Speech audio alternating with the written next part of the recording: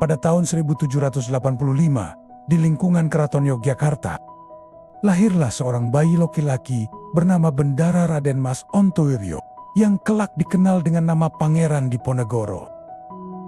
Ia adalah putra Sultan Hamengkubuwono III, namun sejak kecil ia lebih memilih hidup sederhana bersama neneknya di Tegalrejo, jauh dari kemewahan istana.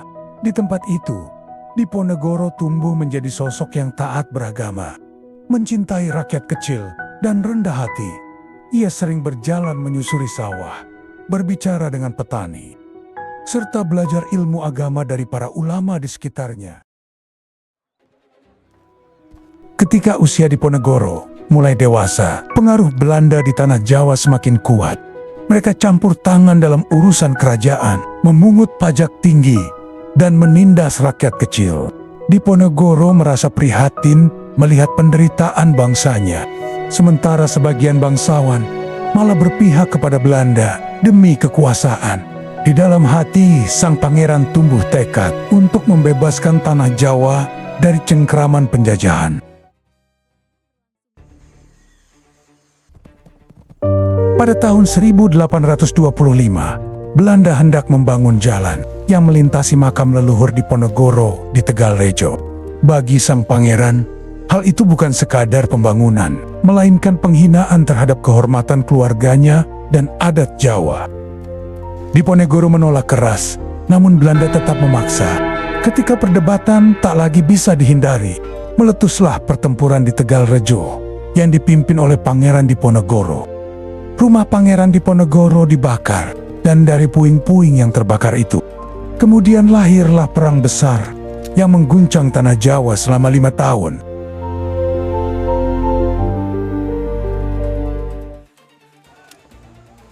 Perang Diponegoro berlangsung selama 5 tahun, sejak 1825 hingga 1830. Selama perang berlangsung, Pangeran Diponegoro menerapkan strategi perang gerilya yang sangat efektif. Pasukan Diponegoro tidak memiliki kekuatan besar atau senjata modern seperti milik Belanda, sehingga mereka mengandalkan kelincahan dan mobilitas tinggi dalam bergerak. Pasukan ini kerap keluar masuk hutan, naik turun gunung, dan berpindah dari satu wilayah ke wilayah lain, mulai dari Yogyakarta, Jawa Tengah hingga Jawa Timur. Perang yang awalnya terjadi di wilayah Yogyakarta kemudian meluas ke berbagai daerah seperti Banyumas, Gresik, Pekalongan, Semarang, dan Rembang. Bahkan pertempuran hebat juga terjadi di wilayah Jawa Timur, meliputi Madiun, Magetan, Kediri, dan sekitarnya. Karena penyebaran pertempuran yang begitu luas di hampir seluruh pulau Jawa, konflik besar ini kemudian dikenal dengan nama Perang Jawa.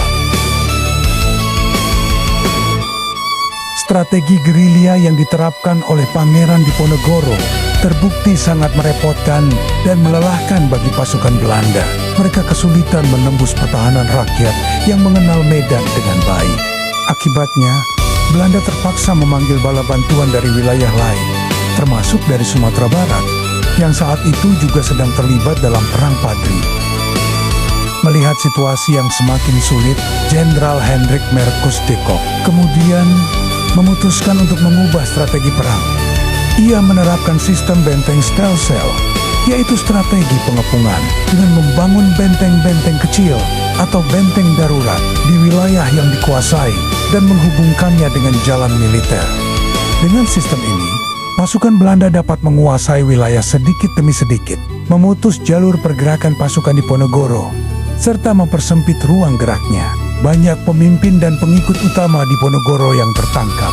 Di antaranya Kiai Mojo, penasihat spiritual Diponegoro, serta Sentot Prawirodirjo, salah satu panglima perangnya yang terkenal gagah berani. Zullen we doen, generaal? Pak ze en brand alles plat.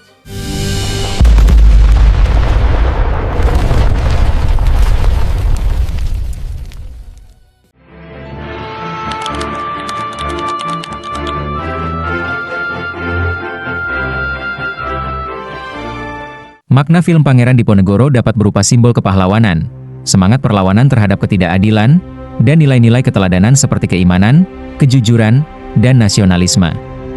Film-film tentang Pangeran Diponegoro bertujuan untuk menyajikan narasi sejarah yang kuat dan momen-momen heroik, bukan sekadar biopik, untuk menginspirasi penonton dengan semangat juang untuk kemerdekaan dan persatuan bangsa.